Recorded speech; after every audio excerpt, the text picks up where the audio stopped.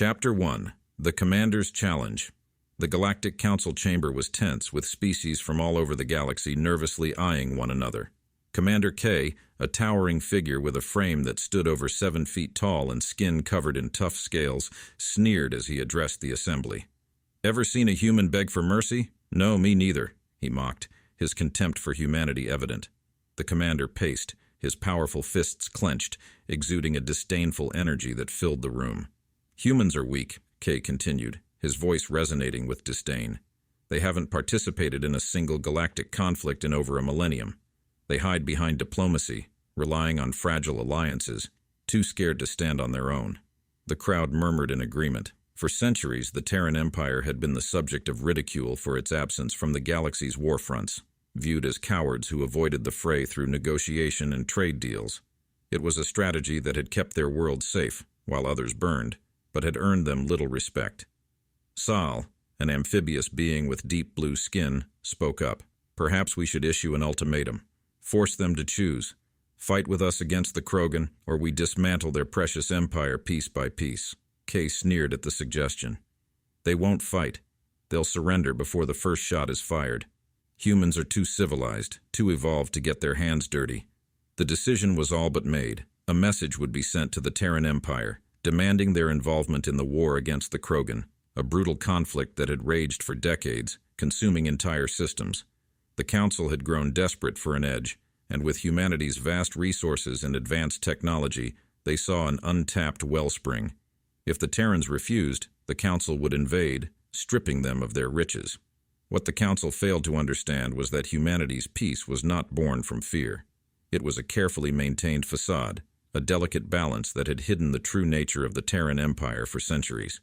Humanity had not forgotten how to wage war. They had simply chosen not to, believing their survival depended on it. Chapter 2. The Message. The ultimatum was sent, broadcasted across the galaxy on every frequency in every language known to the Council.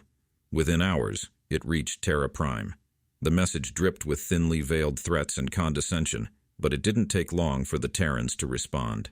2 days later, the Galactic Council received a reply. A simple, almost disappointingly short message. 3 words. "We accept. Prepare." Commander K stared at the message, his confidence faltering for the first time. "What is this?" he growled, his eyes narrowing at the screen. "This isn't the response of a frightened species." Sal shifted uneasily beside him. "Perhaps they intend to offer support from a distance, providing resources but not soldiers." K shook his head. "No, the message is clear. They're joining the war. But why so suddenly?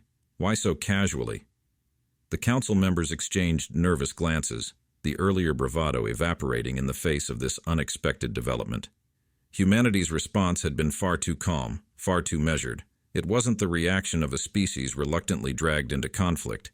It was the response of a species that had been waiting for an excuse. "What do we know about their military?" Kay demanded, turning to his aides. "What are we up against?" One of his officers, a squat insectoid named Vil, fidgeted nervously. "The Terran Empire has been notoriously secretive about its military capabilities. We have estimates based on trade records and technological exports, but—" "Estimates?" Kay interrupted, his voice rising in anger. "What do we have on their actual forces?" "Very little, sir," Vil admitted. "Their fleet is large, but it's been engaged primarily in exploration and trade protection. They haven't fought a major war in over 1,000 years. Their soldiers are rumored to be well-trained, but we have no solid data. Their last recorded engagement was a skirmish with the Drari, which ended in a diplomatic settlement before any real conflict could occur." Kay's frustration mounted. "And what of their weapons? Their tactics?" "Unknown," Vil replied, his mandibles clicking anxiously. "The Terran Empire does not share such information, and their dealings with other species have been strictly non-military." Kay slammed his fist down on the console, the force of the blow reverberating through the chamber. "Damn it, we're walking into this blind." Sal placed a tentative hand on Kay's arm. "Perhaps we should reconsider our approach. Send a delegation to negotiate terms. Ensure that their involvement will be to our advantage." Kay shook his head. "We've already committed to this course. If we back down now, we'll appear weak, and weakness is something we cannot afford, not with the Krogan breathing down our necks." The council members reluctantly agreed, though the unease in the room was palpable. The Terran Empire's sudden willingness to engage in war had thrown them off balance, but there was no turning back now. They would meet the humans on the battlefield and secure their assistance by any means necessary. Chapter 3. The Arrival. Within days, the Council fleet was mobilized, the largest armada ever assembled in the galaxy's history. Hundreds of warships, from sleek frigates to hulking battleships, gathered at the rendezvous point near the edge of Terran space. The Krogan were a fearsome enemy, their biotechnological weapons and relentless aggression a constant threat. The Council had expected to fight a war of attrition, but with humanity's involvement, they hoped for a swift and decisive victory. As the fleet waited for the Terran forces to arrive, tension ran high. Rumors spread among the crews, speculating on what the humans might bring to the table. Some imagined fleets of sleek advanced starships bristling with unknown weaponry, while others whispered of mysterious superweapons hidden away on Terran worlds, capable of annihilating entire planets. But as hours passed and no sign of the Terran Empire appeared, doubts began to creep in. "Where are they?" Kay muttered, pacing the bridge of his flagship.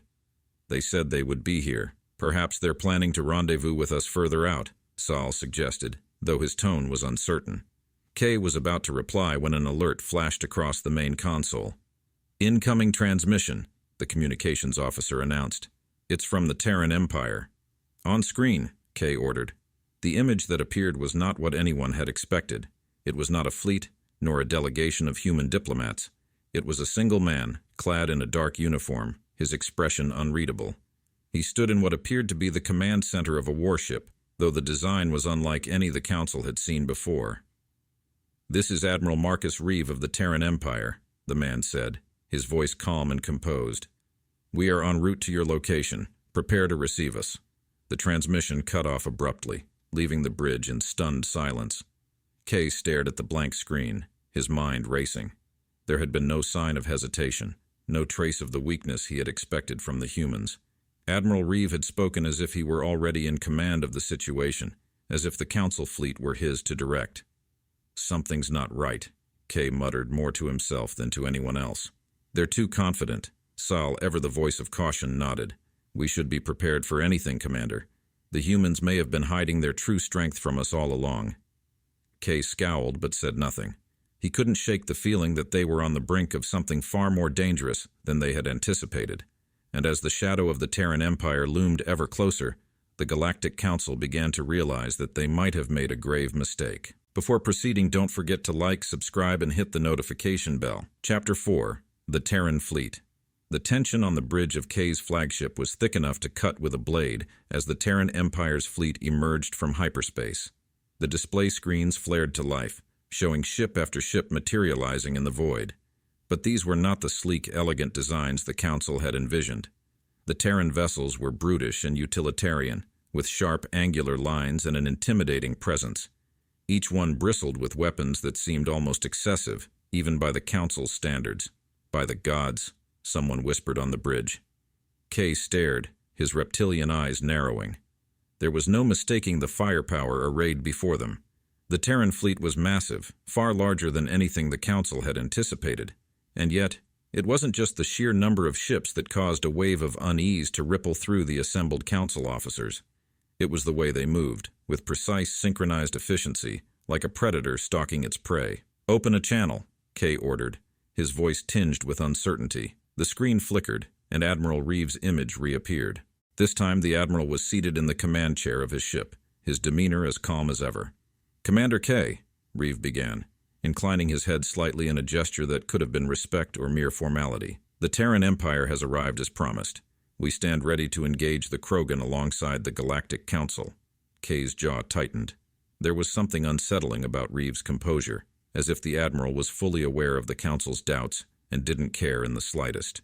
"You brought quite the fleet, Admiral," Kay said, forcing a smile. "It's impressive." Reeve's expression didn't change. "The Terran Empire takes its commitments seriously, Commander. We have been preparing for this for a long time." The subtle emphasis on the last words sent a chill down Kay's spine. He had the distinct impression that Reeve wasn't just talking about the current war, but something far more ominous. "We will coordinate our strategies and prepare for the assault on the Krogan stronghold," Kay said, trying to regain control of the conversation. "With your forces and ours combined, We should be able to end this conflict swiftly."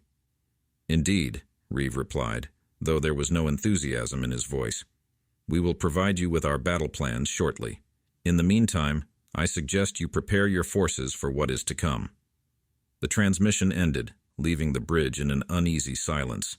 Kay turned to Sayal, who had been watching the exchange with a furrowed brow. "They've been preparing for this for a long time," Kay echoed Reeve's words, his mind racing. "What does that mean? Why would they be preparing for a war they never intended to fight?" Sayal's eyes were wide with fear. "Commander, what if we've misjudged them? What if the Terran Empire has been waiting for an opportunity like this to show its true strength?" Kay didn't answer. He didn't need to. The answer was already becoming painfully clear. Chapter 5. The Battle. The combined fleet of the Galactic Council and the Terran Empire advanced on the Krogan stronghold, a planet-sized fortress surrounded by a massive defensive grid. The Council's ships formed the vanguard, with the Terran fleet hanging back, seemingly content to let the Council take the lead. Kay stood on the bridge of his flagship, watching the tactical displays as the battle unfolded. The Council ships surged forward, weapons blazing, as they hammered the Krogan defenses. But the Krogan were prepared, their biotechnological weapons wreaking havoc on the Council forces.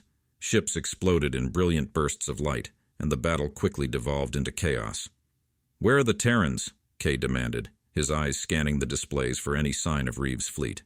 "Why aren't they engaging?" As if in response to his question, the Terran ships suddenly sprang into action.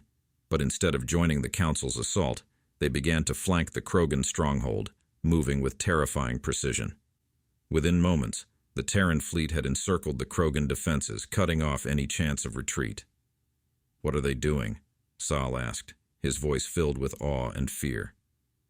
"They're surrounding them," Kay realized, his heart pounding in his chest. "They're trapping the Krogan." The Terran fleet unleashed a barrage of firepower unlike anything the Council had ever seen.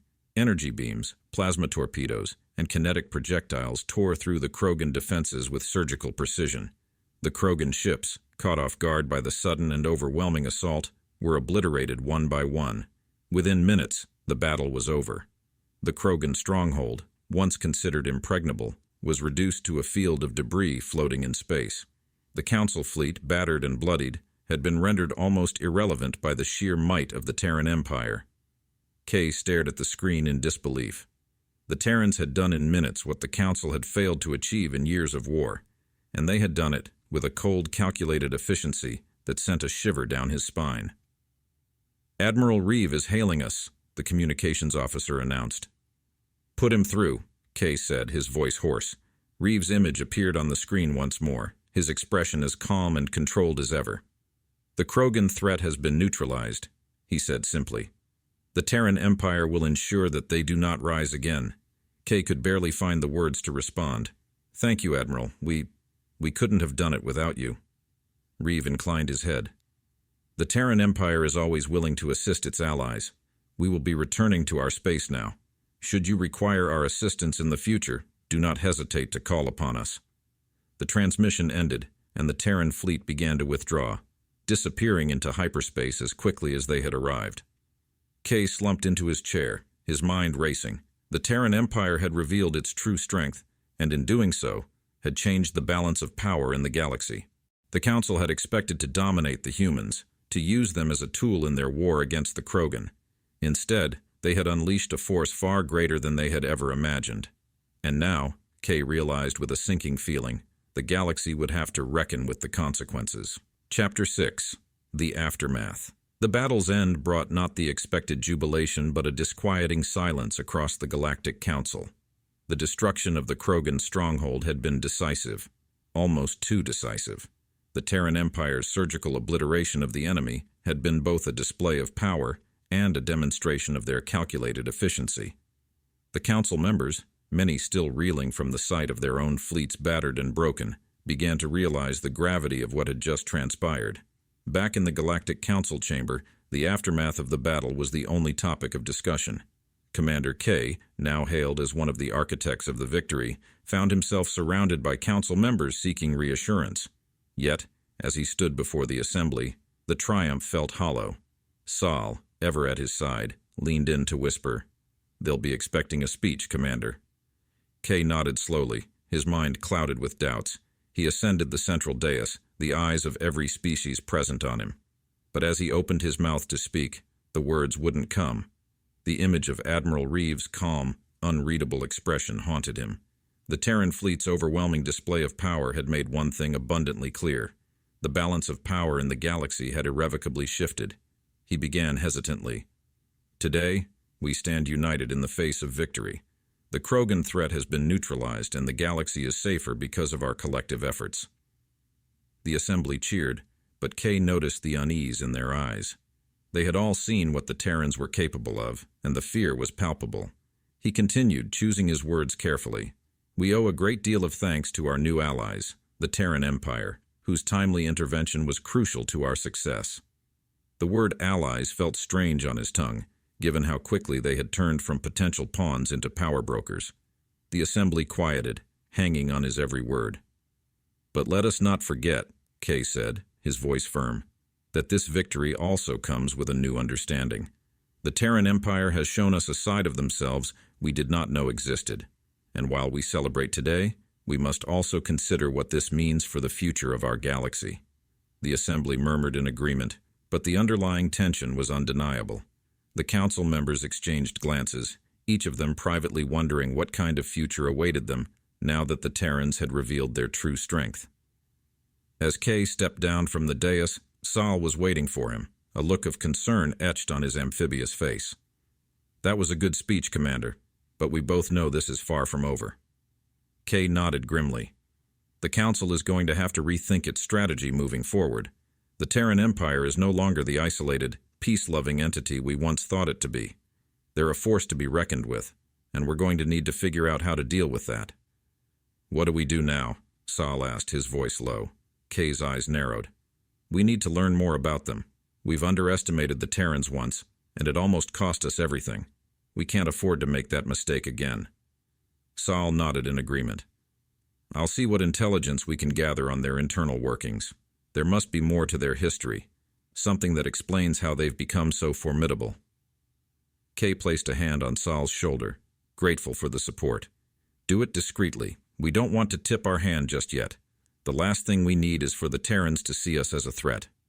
As the council members began to disperse, Kay and Sal retreated to the shadows, their minds already working on the next steps. The galaxy had changed, and with it the rules of engagement. The Terran Empire was no longer a mere player in the game. They were the game. Chapter 7, Hidden Secrets. While the Galactic Council attempted to digest the reality of their new allies, Sal's intelligence network was already hard at work. The amphibious strategist had called upon old favors and clandestine contacts throughout the galaxy, searching for any scrap of information that might shed light on the Terran Empire's true nature. What he found, however, was far more disturbing than he could have imagined. The intelligence reports came in piece by piece, fragmented and incomplete, but each one painted a picture of a society far more complex and dangerous than anyone in the Council had previously understood. The Terran Empire was not merely a peace-loving diplomatic nation, as it had portrayed itself for centuries. It was an empire built on a foundation of discipline, preparedness, and, most chillingly, secrecy. Sal's findings were alarming. He discovered evidence of a hidden military complex known as the Aegis Initiative, which had been operating for centuries in complete secrecy. The Aegis Initiative was the backbone of the Terran Empire's military might, a vast network of training academies, research facilities, and weapons depots spread across dozens of hidden worlds. The most unsettling aspect of the Aegis Initiative was its singular purpose: to prepare for a war that the Terran leaders believed was inevitable. Sal pored over the documents, his blue skin growing darker with each revelation. The Terrans had been preparing for this moment for generations, conditioning their population to be ready for conflict at a moment's notice. Their military academies produced soldiers of unparalleled discipline and skill, and their scientists had developed weapons technology far beyond anything the Council had imagined. But the most unsettling discovery was the Terran doctrine itself, a philosophy that guided their actions and decisions. The Terrans believed in something they called the Eternal Vigil. It was a doctrine that espoused the idea that peace was merely a temporary state, a brief respite between wars. According to this belief, true peace could only be achieved through strength and strength could only be maintained through constant vigilance and readiness to fight. This doctrine was deeply ingrained in every aspect of Terran society, from their education system to their cultural values. They did not see war as something to be avoided. They saw it as an inevitable part of existence, something to be mastered and controlled.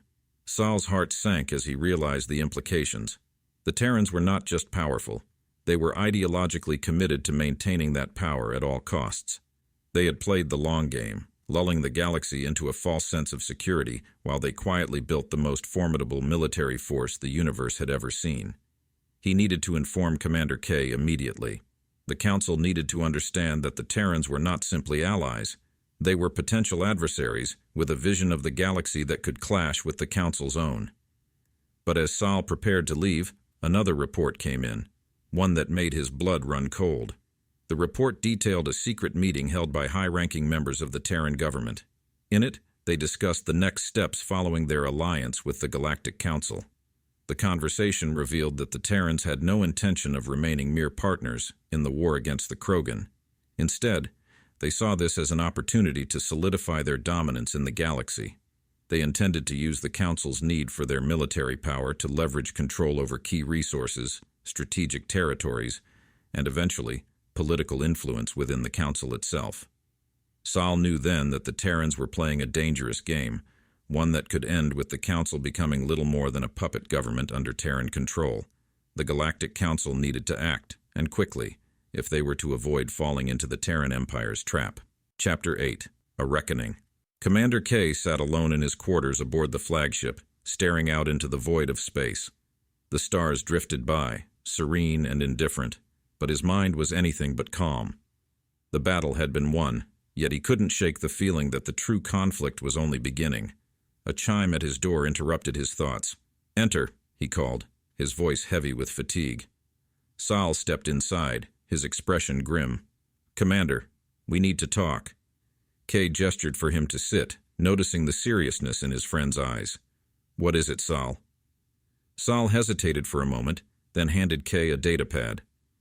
"I've uncovered some disturbing information about the Terran Empire. Information that changes everything." Kay took the datapad and began to scroll through the reports, his eyes widening as he read. The more he read, the more his disbelief turned to anger. This can't be true," he muttered, though he knew deep down that it was. "It's all verified," Sal said quietly. "The Terrans have been preparing for this for centuries. They've built an empire on the premise that war is inevitable, and that they must always be ready to fight and win. And now they see the Galactic Council as just another piece on their chessboard." Kay slammed the datapad down on the table, his anger boiling over. "They've been playing us from the start," he growled, "using us to further their own goals, manipulating us into thinking they were just another ally. But they were never our allies, were they?"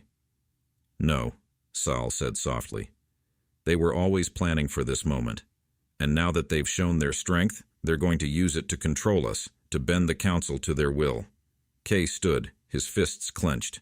"We can't let that happen. The Council may be divided, but we still have our autonomy. We have to act before it's too late." "But how?" Sal asked. "The Terran Empire is stronger than we ever imagined. They've shown us that they can wipe out entire fleets with ease. If we confront them directly, it could lead to all-out war, a war we might not win." Kay paced the room, his mind racing. "We need to be smart about this. If we can't face them head-on, we need to find another way to neutralize the threat they pose. Perhaps there are factions within the Terran Empire itself that are not fully aligned with this doctrine. If we can find them, we might be able to create division within their ranks." Sal nodded thoughtfully. "Divide and conquer. It's risky, but it might be our only option. But how do we go about finding these factions, if they exist at all?" Kay paused, deep in thought. "We'll need to make contact with those within the Terran Empire who might be sympathetic to our cause. Scientists, diplomats, even military officers who may not agree with the doctrine of the Eternal Vigil. If we can sow seeds of doubt within their own ranks, it could buy us the time we need to strengthen the Council's position." Sal agreed. "I'll begin reaching out to our contacts on the fringes of Terran space. There are always those who oppose the dominant ideology, no matter how strong it seems. We just need to find them." Kay nodded, but the weight of the task ahead pressed down on him. "We're walking a fine line, Sal. If the Terrans discover what we're doing, it could lead to disaster. But we can't just sit back and let them take over the galaxy. We have to fight back, even if it means risking everything. As Sal left to begin his work, Kay returned to his view of the stars. They seemed as distant as ever, cold and unreachable. The galaxy had never felt so vast or so full of danger. But one thing was clear: the real battle was only just beginning. And this time, the stakes were far higher than just the defeat of the Krogan. The future of the entire galaxy hung in the balance, and Kay knew that he would need every ounce of cunning and courage to face the challenges ahead.